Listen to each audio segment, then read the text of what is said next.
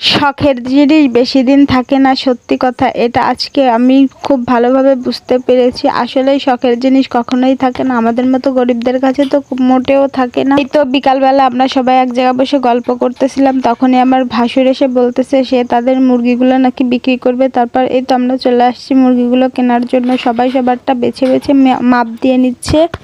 এখন আমিও যাচ্ছি আমার মুরগিটা বেছে নিতে, কিন্তু দেখেন এখানে অন্ধকার ছিল, তারপর একটা লাইট এনে তারপর এই মুরগি আমি বেছে নিচ্ছি। আর এই বিকালবেলা মুরগি বেছে নিয়ে সুন্দরভাবে বেছে নিতে অনেকটা রাত হয়ে যায়। তারপর এই তো চলে আসি পরের দিন সকালবেলা। এই যে শাপলা ভাজি করবো চিংড়ি মাছ দিয়ে, আর এই কালকের সেই মুরগির মাংস কিছুটা পরিমাণে রান্না করব। আর এই তো দেখেন এখানে আমি সবকিছু গুছিয়ে নিয়েছি। আর এই তো এখন আমি রান্না করতে যাব। আর গোছানো থাকলে রান্নাটা করতে কিন্তু বেশিক্ষণ সময় লাগে না। তারপর এই তো চলে আসছি রান্না করতে। আর হ্যাঁ, আমি কিন্তু প্রথমে চিংড়ি মাছ সুন্দরভাবে ঝাল পেঁয়াজ দিয়ে ভেজে নিব। আর এই চিংড়ি মাছগুলো আমাদের ঘের থেকে ধরে আনছিল আমার হাজবেন্ড, সেগুলোই আজকে রান্না করব। আর চিংড়ি মাছ খেতে কে কে পছন্দ করেন? চিংড়ি মাছ এমন একটা মাছ যেটা সব তরকারির সাথে যায়, তাই না? আর চিংড়ি মাছটা খুবই ভালো লাগে, সবার কাছেই ভালো লাগে, তাই না? আমার মতো সবাই চিংড়ি মাছ হয়তো পছন্দ করে, হাতে গোনা এক দুইটা লোক হয়তো বা চিংড়ি মাছ পছন্দ করে না, কিন্তু বেশিরভাগ মানুষই চিংড়ি মাছ খুবই বেশি পছন্দ করে। তারপর এই তো আমি চলে আসছি চিংড়ি মাছ ভাজার পরে শাপলা ভাজি করার জন্য। আর একটা কথা, মেয়ে যখন হয়ে জন্মেছি তখন রান্নাটা তো করতেই হবে। আর এই রান্নার জীবনটা শুরু হয় যখন বিয়ে হয় তখন থেকে, আর মরার আগের দিন পর্যন্ত এই রান্নাটা আমাদের করেই যেতে হয়, তাই না? তো এই তো মেয়েদের জীবন, চার দেয়ালের বন্দি, রান্নাবান্না সংসার সামলানোই তাদের কাজ।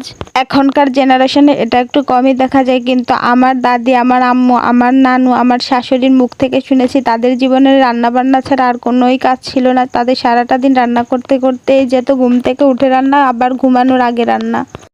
আমাদের সময় তো আধুনিকতার ছোঁয়া এসেছে, আমরা গ্যাসে বা রাইস কুকারে রান্না করে শেষ করে দিই তাড়াতাড়ি রান্না বান্না। আর তাদের কাঠের চুলায় রান্না করা লাগতো, আর বৃষ্টিতে ভিজেও আমার আম্মু নাকি অনেক রান্না বান্না করছে। আমরা যখন অনেকটা খারাপ অবস্থায় ছিলাম তখন আমার আম্মু ভিজে পুড়ে নিয়ে একাকার করে রান্না করে আমাদেরকে খাইয়েছে। আর এখন আমরা আলহামদুলিল্লাহ ভালো আছি আপনাদের দোয়ায়। তারপর এই তো কথা বলতে বলতে আমার রান্নাবান্না প্রায় শেষের দিকে। এখন আমি মুরগির মাংস রান্না করার জন্য এই তো মশলাটা সুন্দরভাবে কষিয়ে নিচ্ছি। তারপর এই যে মুরগির মাংসগুলো দিয়ে দিয়েছি, আর মুরগির মাংসটা কিন্তু কষানো হয়ে গিয়েছে। আর এখানে আমার চিংড়ি মাছ ভাজিও শেষ, শাপলা ভাজিও শেষ। আর আমাদের জাতীয় ফুল শাপলা ভাজি কে কে খেতে পছন্দ করেন? আমার হাজবেন্ড খুব পছন্দ করে শাপলা ভাজি। আর মুরগির মাংসটাও রান্না প্রায় শেষ।